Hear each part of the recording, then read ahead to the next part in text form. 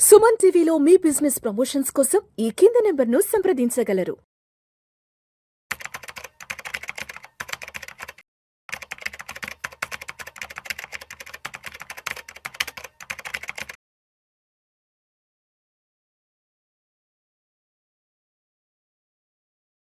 గిరిబాబు గారు నమస్తే సార్. నమస్తే అండి. Welcome to Vishnu talks. Thank you so much for being with Vishnu talks. Thank you. So Giribabu గారు, వాషింగ్టన్ ఎగ్జామినర్ అనే అమెరికాకి సంబంధించిన ఒక మ్యాగజైన్ వాళ్ళు భారత ఆర్థిక వ్యవస్థకి సంబంధించి ఒక మంచి విషయాన్ని గురించి ప్రస్తావించారు. భారతదేశం సంపన్న దేశంగా ఉంది, దేశ ఆర్థిక వ్యవస్థ చాలా వేగంగా వృద్ధి చెందుతుంది, ఇండియాకు అతిపెద్ద బలం యువతే అంటూ కూడా అమెరికా మ్యాగజైన్ వాషింగ్టన్ ఎగ్జామినర్ వెల్లడించారు. సో గిరిబాబు గారు, చిన్నప్పుడు మీరు కానీ నేను కానీ చిన్నప్పుడు మన స్కూల్లో ఉన్నప్పుడు భారతదేశం అభివృద్ధి చెందుతున్న దేశం అంటూ కూడా చిన్నప్పుడు మనం ఎకనామిక్స్లో వాటిలో చదువుకునే వాళ్ళవి. అండ్ మీ ఫాదర్ చదువుకునేటప్పుడు, మా ఫాదర్ చదువుకునేటప్పుడు కూడా మేబీ అదే చెప్పుంటారు, భారతదేశం అభివృద్ధి చెందుతుందని. సో మరి ఇప్పుడు 2026కైనా భారతదేశం అభివృద్ధి చెందిందంటారు? ఎందుకంటే సంపన్న దేశం అంటూ కూడా వాళ్ళు వెల్లడించారు కాబట్టి. ప్రస్తుతానికి భారతదేశ స్థితిగతులు ఎలా ఉన్నాయి? ఆ రిపోర్ట్ నేను కూడా చూశానండి. సో ఆ రిపోర్ట్లో మెయిన్ హైలైట్ ఏంటంటే, సంపన్న దేశంగా ఎదగడానికి అందరికంటే ఎక్కువ అవకాశాలు భారత్కే ఉన్నాయి. మనం చిన్నప్పుడు మీరు అన్నట్టుగా చదువుకున్నప్పుడు సోషల్ స్టడీస్లో what are the problems of India అంటే, first problem is population, second problem ఏంటంటే పేదరికం, థర్డ్ ప్రాబ్లం అన్ఎంప్లాయ్మెంట్, అన్ఎడ్యుకేషన్. అంటే ఇవన్నీ పాపులేషన్ వల్ల కాజ్ అవుతున్న పరిణామాలు, ఇబ్బందులు. సో అధిక జనాభా ఉండడం వల్ల అధిక పేదరికం వల్ల చదువు లేకపోవడం వల్ల ఎంప్లాయ్మెంట్ లేకపోవడం. సో భారతదేశం ఒక పేద దేశంగానే చూడబడింది అప్పుడు. నెమ్మదిగా అభివృద్ధి చెందుతున్న దేశం అన్నాం 1990s వరకు. కానీ ఇప్పుడు India is no more developing country, it's emerging economy, super power economy. Emerging economy. మనకు నార్మల్గా థర్డ్ వరల్డ్ కంట్రీస్ అని కొన్ని ఉంటాయి. ఆ థర్డ్ వరల్డ్ కంట్రీస్ జాబితాలో ఒకప్పుడు ఇండియా ఉండేది.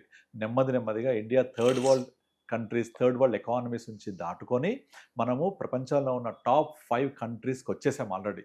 ఇండియా ఈజ్ రైట్ నౌ ఫెట్ 4th పొజిషన్. మనకంటే పైన అమెరికా, చైనా, జపాన్ 3 ఉన్నాయి. మన కింద జర్మనీ, అంటే యూకే, ఫ్రాన్స్ని ఆల్రెడీ దాటుకొని జర్మనీని దాటి కొంచెం ముందుకెళ్ళాం. ఇప్పుడు మనం 4th పొజిషన్లో ఉన్నాం. డెఫినెట్లీ ఇంకొక రాబోయే ఒక 5 to 6 ఇయర్స్లో ఈవెన్ మనం జపాన్ని కూడా దాటి 4th పొజిషన్కి వెళ్ళే అవకాశం ఉంది. ఇక మన పైన చైనాను, యుఎస్ఏ ఉంటుంది, 2 పైన ఉంటాయి. మనం 3వ పొజిషన్కి వెళ్తాం. దీని అంతటికి కారణం ఏంటి? ఎప్పుడైతే మనము అధిక జనాభా సమస్యను చదువుకున్నామో, ఆ అధిక జనాభాను ఇప్పుడు మనకు వరం, మనకి బలంగా మారింది. ప్రపంచంలో ఏ దేశంలో కూడా లేనంత మంది యువత ఇండియాలో ఉన్నారు. ఈ యువత అన్ని విషయాల్లో కూడా, అంటే ఒకటి టెక్నాలజీ వాడడంలో కానీ, తర్వాత ఎంప్లాయ్మెంట్ జనరేషన్లో కానీ, తర్వాత సంపద సృష్టించడంలో కానీ, ఒక ప్రొడక్టివిటీ తీసుకురావడంలో కానీ అన్నిటికీ హెల్ప్ అవుతుంది. ఇప్పుడు ఫర్ ఎగ్జాంపుల్ అమెజాన్ సేల్ చేసే మేజర్ సేల్స్లో more than 50% ఇండియా. ఇప్పుడు యాపిల్ వాళ్ళ యొక్క టోటల్ ప్రొడక్ట్స్ బై 2026 నుంచి కనీసం ఒక 30% ఆఫ్ ప్రొడక్ట్స్ ఇండియా నుంచి ఎక్స్పోర్ట్ చేయడానికి వాళ్ళు ప్లాన్ చేస్తున్నారు. అవన్నీ మ్యానుఫ్యాక్చరింగ్ హబ్స్ అని ఇండియాలో పెడుతున్నారు. సో మీరు కనుక ఒక 100 ఏళ్ల వెనక్కి వెళ్తే, సో మీకు ప్రపంచానికి లీడర్ ఎవరు? యూకే. రవి అస్తమించిన బ్రిటిష్ సామ్రాజ్యం అని చెప్పేవాళ్ళు. సో అది చిన్న దేశమే కానీ చాలా సంపన్న దేశం. నెమ్మదిగా ఎప్పుడైతే 2వ ప్రపంచ యుద్ధం తర్వాత వాళ్ళ ఆధిపత్యం తగ్గి జర్మనీ, ఫ్రాన్స్, ఇటలీ అన్ని కనుమరుగైపోయి నెమ్మదిగా పవర్ అంతా కూడా అమెరికాకి వెళ్ళిపోయింది. అమెరికా, దాంతోపాటుగా యుఎస్ఎస్ఆర్ 1991లో యుఎస్ఎస్ఆర్ కొలాప్స్ అయిపోయింది. అప్పుడు యూనిపోలార్, దట్ ఈస్ అమెరికా. ఆ అమెరికా అక్కడ నుంచి నెమ్మదిగా వాళ్ళ యొక్క ఆధిపత్యం 2000 సంవత్సరంలో WTC టవర్స్ అటాక్ అయిన తర్వాత, 2008 ఫైనాన్షియల్ క్రైసిస్ తర్వాత నెమ్మదిగా వాళ్ళ ఆధిపత్యం అంతా కూడా ఏషియాకి ట్రాన్స్ఫార్మ్ అవుతుంది. ఏషియాలో నెంబర్ 1 కంట్రీ అంటే చైనా అండ్ ఇండియా. అదంతా కూడా 2008 నుంచి ట్రాన్స్ఫార్మ్ అయ్యి వస్తూ ప్రస్తుతానికి కోవిడ్ తర్వాత ఇక ప్రపంచం బిఫోర్ కోవిడ్, ప్రపంచం ఆఫ్టర్ కోవిడ్ కింద మారిపోయాయి. కోవిడ్లో వైరస్ ఇచ్చింది చైనా, వ్యాక్సిన్ ఇచ్చింది ఇండియా. సో ప్రపంచం మొత్తానికి ఫుడ్ సప్లై చేసింది ఇండియా. ఇలా మన మీద ఉండే దృక్పథం మారిపోయింది. ఎట్ ద సేమ్ టైం మన ఇండియా యూత్ ఏదైతే ఉందో, మనము ఎక్కువ పని గంటలు చేయడానికి ఇష్టపడతాం, ఎక్కువ పని చేయడానికి, ఎక్కువ ప్రొడక్టివిటీ తీసుకురావడానికి ఇష్టపడతాం. కనుక ఇదంతా కూడా ఒక ప్రొడక్టివ్ సంపద సృష్టించడానికి మనకు అవకాశం కనబడుతుంది. దీనికి ఇంకొక ఎకనామిక్ టర్మ్స్ చెప్పాలంటే, నార్మల్గా ఏ దేశం అయితే వాళ్ళ యొక్క తలసరి ఆదాయం అంటే పర్ క్యాపిటల్ ఇన్కమ్ $2,500 దాటి పైకి వెళ్తుందో ఆ 2,500 నుంచి 5,000 7,000 వెళ్ళే జర్నీ చాలా ఫాస్ట్గా ఉంటుంది. ఇది ఎగ్జాక్ట్లీ మనం చైనా, యుఎస్ఏ, జపాన్ 3 కంట్రీస్లో చూసాం. ఎప్పుడైతే వాళ్ళ పర్ క్యాపిటల్ ఇన్కమ్ $2,500 దాటి $5,000 $10,000కి వెళ్ళిందో అక్కడ వాళ్ళ ఎకానమిక్ గ్రోత్ కూడా చాలా ఫాస్ట్ ఉంటుంది. రైట్ నౌ ఇండియా కూడా $2,500 పర్ క్యాపిటల్ ఇన్కమ్ దాటి మనం 2,700 పర్ క్యాపిటల్ ఇన్కమ్ లెవెల్లో ఉన్నాం. ఈ $2,700 పర్ క్యాపిటల్ ఇన్కమ్ నుంచి మనం రాబోయే రోజుల్లో ఈ రిపోర్ట్ ప్రకారంగా $15,000 పర్ క్యాపిటల్ ఇన్కమ్ వరకు కూడా వెళ్ళగలుగుతున్నాం, వెళ్తాము అని రిపోర్ట్ చెప్తోంది రాబోయే 20 ఇయర్స్లో. నెంబర్ 2, ఇక్కడ నుంచి ఒక 20 ఇయర్స్ బ్యాక్ వెళ్తే మన ఇండియన్ జీడిపి యావరేజ్గా 6+% రిటర్న్స్ జనరేట్ చేసింది. Average GDP growth rate 6+ near by 7. ప్రపంచంలో ఇంకా ఏ ఆర్థిక వ్యవస్థ కూడా 7% వృద్ధితోటి అభివృద్ధి చెందలేదు. అంటే 7% అనేది కన్సిస్టెంట్ కాదు, యావరేజ్గా. అలాగే నెక్స్ట్ 20 ఇయర్స్ కనుక మనము ఈ 7% యావరేజ్ గ్రోత్ రేట్ కనుక చేయగలిగితే, చూపించగలిగితే, డెఫినెట్లీ $15,000 పర్ క్యాపిటల్ ఇన్కమ్ కనుక సాధించగలిగితే ఇండియా విల్ బి టాప్ 2 లెవెల్కి వెళ్ళిపోతాం మనం. ఇక్కడికి బై 2047 వికసిత్ భారత్ టైం వరకల్లా, మన ప్రధానమంత్రి కలగంటున్న 2047 వికసిత్ భారత్ వరకల్లా ఇండియన్ ఎకానమీ కనీసం $50 ట్రిలియన్ ఎకానమీగా రూపాంతరం చెందబోతోంది. దానికి కావాల్సిన స్టెప్స్ అనేవి పడుతున్నాయి. ఇవన్నీ గత 20 ఇయర్స్లో ఎప్పుడైతే మనకు పునాదులు బలంగా పడ్డాయో, అంటే పివి నరసింహారావు మొదలుపెట్టిన ఆర్థిక సంస్కరణలు గేర్ 2 అయితే ఒక ఫస్ట్ ఫేజ్ అవుతే, వాజ్పేయి సెకండ్ ఫేజ్ తీసుకొచ్చారు, Manmohan Singh third phase or third gear అని చెప్పొచ్చు, మోడీ వచ్చి ఎక్దమ్ 4th 5th పక్కన పెట్టి 6th గేర్ వేసేసాడు. 6th గేర్ డైరెక్ట్గా ఇప్పుడు ఎకానమీ 6th గేర్లో పోతుంది ముందుకి. సో ఇవన్నీ కూడా కొన్ని రకాల బాలారిష్టాలు, కొన్ని రకాల ప్రాబ్లమ్స్ ఉంటాయి డెఫినెట్లీ.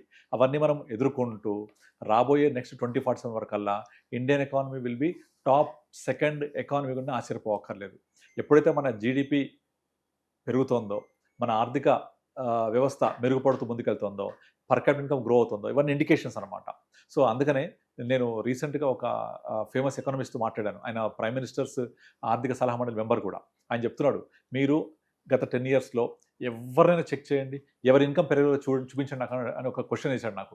నేను ఏమడిగానంటే ఆయన్ని, మీరు ఎకానమీ ఇంత గ్రో అవుతుంది కదా, బట్ ఈ ఫ్రూట్స్ అనేవి కామన్గా అందుతున్నాయా అని అడిగాను. అయితే ఫ్రూట్స్ అందకపోతే ఎకానమీ గ్రో అయినట్టు కాదు. సో మనుషులు అంటే, దేశం అంటే ఏంటి, మనుషులు కదా. సో దేశం అంటే మనుషులు గ్రో అవుతే దేశం గ్రో అయినట్టు. సో ఇది జరుగుతోంది, కనపడుతోంది. కావాలంటే మీరు ప్రతి ఒక్క కామన్ మ్యాన్ని చెక్ చేసి చూసుకోండి. కానీ ఇక్కడ జరుగుతున్న ఇంకో మిస్టేక్ ఏంటంటే, ఈ ఏదైతే ఇన్కమ్ పెరుగుతుందో దాని ప్రకారం ఖర్చులు పెరుగుతున్నాయి. ఆ ఖర్చులు పెరుగుతున్న దాన్ని మనము ఇన్కమ్ తోటి కంపాన్సేట్ చేసుకుంటూ కొంత మనం సేవ్ చేసుకొని ఫ్యూచర్ కోసం ప్లాన్ చేసుకుంటూ ఉండాలి.